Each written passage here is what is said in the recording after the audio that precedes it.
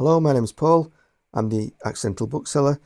Welcome to the first episode from a new channel. And today we'll go through the booktubewbietag questions and just explain a little bit more about myself and what we've got planned over the coming episodes. So the first question is, why did you start this channel? Well, I've only been watching Booktube for 7 or 8 weeks. Really enjoyed people like Science Fiction Retirement Library, Jules Burt, Outlaw Bookseller. There's a board game guy called John LaRufa. Grammaticus Books, Charlotte Shelves is another. And yeah, I enjoy them. Probably need to get out more, because once you start subscribing to a few, and then when you click on subscriptions tab on YouTube and you see the little blue dot signifying that they've got an update, I'm just probably a bit more interested than I should be. But it's just genuinely interesting and entertaining. Whether have I found my passion, or I don't know. But yeah, I enjoy it, and so I thought I'd give it a go. I'm a member of various Facebook groups as well, in terms of different genres, different authors, different decades, different types of paperback, in terms of different publishers. And it's just nice being able to help people. So I figured, why not give it a go? Maybe I can help people doing this. Entertain, that's probably for you to decide. Fun, that's one of the questions, isn't it? What are some fun and unique things you can bring to Booktube? That's for you to decide whether it's fun or not me. Unique, I guess I am a fan of books, so I'm buying books for myself because I sell books as well. I can maybe help people who want to sell, or you've thought about selling. Maybe there's some interesting things about book selling that I'm not aware of, but in just the telling of it, it might be interesting. Obviously, there's going to be different types of book haul as well. There's going to be book hauls for things that I buy, but book hauls for stock that I seek to sell. And there's different avenues that I sell, whether it's on eBay, Facebook Marketplace. I've got I rent shelves in a particular bookshop, which I'll explain later as well. So there's lots that I can bring, hopefully. Again, it's for you to decide whether it's fun or not. What are you most excited for about this new channel? Excited is probably too big a word as well. I'm not convinced I can be quite exciting, but maybe I can provide some interest. You're all book fans because you wouldn't be watching this otherwise. So maybe I can provide something that's of interest to enough people to, yeah. What book or series got you into reading? There wasn't really a book or a series that got me into reading. I know why. I think I know why I'm a big fan of reading, a big fan of books, and this was because as a really young infant, sort of before I was 5, I had lots of operations on my feet. I was in plaster for long periods, and I know that my great Nana Agnes, I did want to name check her in the first episode. She used to read to me all the time, and obviously, when I started to get better, I couldn't get around as much as other people, and I just read a lot. And then once I got mobile, I just carried on reading anyway, and it's just stuck with me. I just read and read and read and read, and that's probably why I love reading. I also, uh, obviously there's the act of reading, there's the content of books, but other things that I like about reading is, obviously, I like buying a book. It's just nice. Buying a few books are nicer, but also when you get to about 100 pages from the end, and you start getting excited about the next book that you're going to be reading, the fact that you're going to be starting a new book even before you finish the old one. So there's just lots of different aspects to love about reading rather than just reading. What questions would you ask your favourite booktubers? Well, I guess there is really one big one that I want to ask. Hong Kong Fooey. If you're if you're under 40, you probably need to Google that. But the question that I want to ask is, so when you go into bookshops and you film, do you ask to film or do you just film? There's some videos that you see where people are being really furtive about filming. You'll get a little bit of a corridor, and then at the end of the corridor there'll be someone about to come into shot, and the camera will disappear downwards, and you can tell there's a bit more furtiveness going on. But then there's some shops where people film quite a bit, and I'm thinking, do you just get brazen so that, or is it just acceptable that you just film? Obviously, you don't want to get loads of people in because I guess you don't want to be editing it. They haven't asked to be on video, so you've got to take time to edit those. So you want to be doing videos when there's not many people about, but there's still quite lengthy videos, and there's no comment anywhere of, do you ask the shop? Because obviously I want to be doing some as well, some videos. I don't just want to be stuck in this room doing book hauls. I'll be going to book fairs and filming, going to bookshops and filming. I've got some other ideas as well, but yeah, for shops, put it in the comments. Do you get permission to do it, or do you just get confident and just do it? That's the question. I'm going to tell you why I'm called the accidental bookseller. About 10 years ago, I was living in the Midlands. I'm from the Northwest originally, as you can probably tell from my voice. But about 10 years ago, my father got ill and unfortunately passed away. And around that same time, my mum got diagnosed with a long-term illness, which you don't come back from, and it just gets worse over a period of time. And I knew it would need different degrees of care as time progressed. So in all good conscience, I couldn't stay in another part of the country, and knew that I had to come back. So I gave up my job, sold up my house down there, and moved back to the northwest, to Morecambe Bay. That's where I am now. And during that first couple of years that I was here, and I just thought, oh, let's go to some auctions just to get a bit of extra money, and just by auctions, I mean things like when you watch Bargain on telly, those type of auctions. So they could be house clearances or just general sales. You get different auctions that are like antique or jewellery, but what I used to go to, the first 2 or 3 that I went to, was just general house sales. And I went there and bought just things that I thought that I'd make some money on. Some I did, some I didn't. But I think it was the first one? Second one, probably. The second one, I saw that there were boxes of books going, and the boxes of books were being sold for not very much money. So there could be quite a big box of books that would go for 12, 14, 16 quid. So the next time that I went, so yeah, this would be the second time that I went. I looked in the boxes of books before the auction started, so I got an idea of what was in there, and I thought, you know what, I'm gonna bid for a couple of boxes, which I did. Got them home, went through them, didn't really had a perception of what might sell and what wouldn't.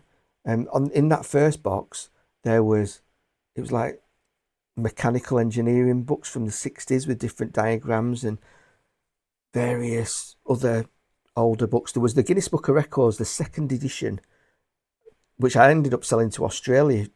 A guy in Australia for about 40 odd quid, because he's collecting them all, and he was missing the second one. And those engineering ones sold because they were just right nice pictures in there, sort of technical drawings, and obviously you can't get them. And I realised that those kind of books, they tend to only just be designed in one edition.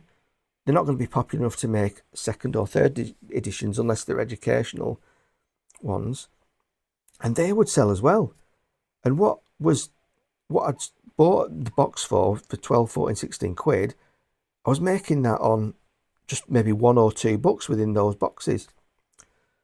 So then I went back and got some more, and there was one lot where there was about 10 boxes that I got for, I think it was about 18 quid. And it was during the opening of that box and going through them where it dawned on me that they were essentially someone's love, their passion in life, and they'd passed away, and their collection had gone to auction in a house sale. And I just felt a tremendous responsibility beyond the money-making side of it to find new homes, be the custodian of their collection, which I guess some people, I think they may I don't think they chuck books away, I wouldn't have thought, but I don't know, I just felt an extra responsibility to find homes for these books, which I continue to do.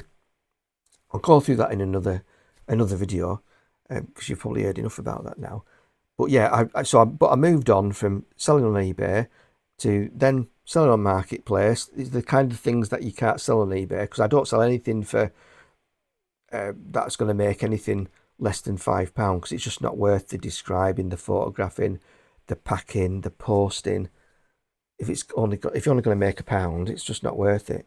So I use Facebook Marketplace for those type of sort of lower value books. I also, in the last year, have started renting shelves in Sedbergh. Sedbergh is England's book town, in the same way that Wales has Hay and Scotland has Wigtown. And I put my name down for renting some shelves there. And about a year ago, it come through. And what you do is you pay to rent. I pay £3.50 per metre, and they take a cut from sales as well. But so this is in the tourist information office in Sedbergh, which doubles up as a bookshop as well, and there's 16 dealers doing the same as me. It's kind of like an antique centre, where people, when you go to an antique centre, you go to a particular space and there'll be one person selling their antiques from that space, and then there'll be another space where another person is selling theirs, and this is just the same but for books. So I rent 8 shelves now. I was doing 6, but I've added 2 children's as well. So I obviously buy books there. It's a different type of book as well that I sell there. I sell more populist books, sort of buy them in, get them out quite fast. That's my strategy there, whereas other sellers will do different things. So I do lots of different types of selling, and maybe over the coming episodes we'll go through that. There is one haul that I plan to do in the 3rd episode, I think I'll do it, where I've got 40 books for £4. Yeah, 40 books for £4, and that's to sell up at, well, most of them are going to go up to Sedbergh. Some of them are mine that I'm going to keep as well. But hopefully you'll find that of interest in the coming episodes and weeks and months. What challenges do you think starting a booktube channel will be the hardest to overcome? Well, the first obstacle was getting through this first episode. I've actually filmed that haul that I talked about already, because I figured that we'll do and I found it useful. And anyone watching this who's planning on doing starting a channel, this might be a good thing for you as well. Is when if I'm just speaking into the camera now, it is difficult to get used to. Whereas if you're doing book hauls, you're picking a book up, you're holding it to the camera, and you're talking about the book.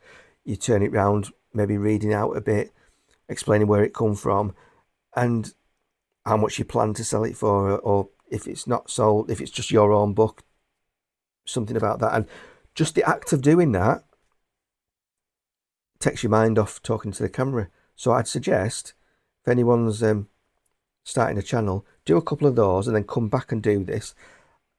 I mean, I've still had quite a few goes at this, but yeah, that's a hopefully someone will try that and they'll find it useful. When did you start reading? I think I've been through that one already.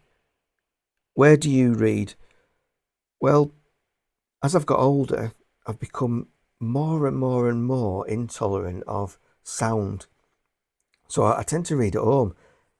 Going somewhere to read, before I passed my test years ago, 8 times, by the way, it took me 8 times to pass my test. Before I passed my test, I'd go on trains and buses to work and things, and I'd always be reading on there. And I never found it a distraction at all. But I don't think I could do that now. The slightest bit of noise and I get distracted from what I'm reading. Non-fiction's not so bad.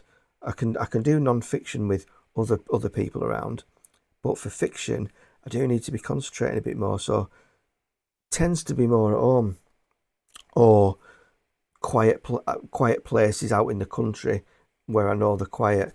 There's a beach nearby that I'll drive on, and it's got really long sands.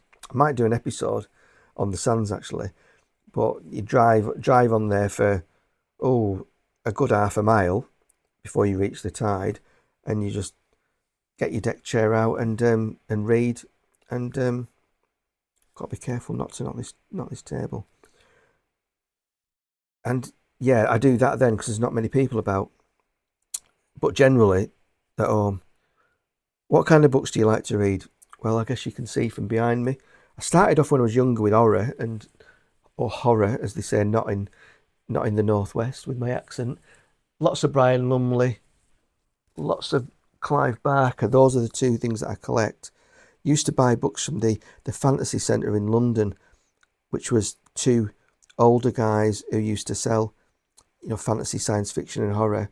Long since closed, and this was pre-internet. Used to buy lots of nice things from there, but since then I've moved into more classics and non-fiction and just different, all sorts really, all sorts. Some people might not like that in the coming episodes that I don't fit a particular genre, but hopefully people will. I think we're coming to the end. What does your book collection look like? Oh, well, you can see that as well. I think we're done. So yeah, so the next episode is going to be a book haul of things that I bought for myself from a place called High Peak Bookstore near Buxton. Then there's the £4 for 40 books book haul of things that I'm going to sell. And what have I got next? Oh, I've got a big job lot to sell of Stephen King and Dean Koontz. Different ages of paperback, so the same book but different editions going back 20, 30, 40 years. There's probably about 50 in the entire job lot. So I figured I might go through that as a episode, and we'll just take it from there and go on, and hopefully you'll enjoy it. If you want to endure or enjoy another episode, by all means click subscribe, and I'll hope to see you then. Thank you. Goodbye.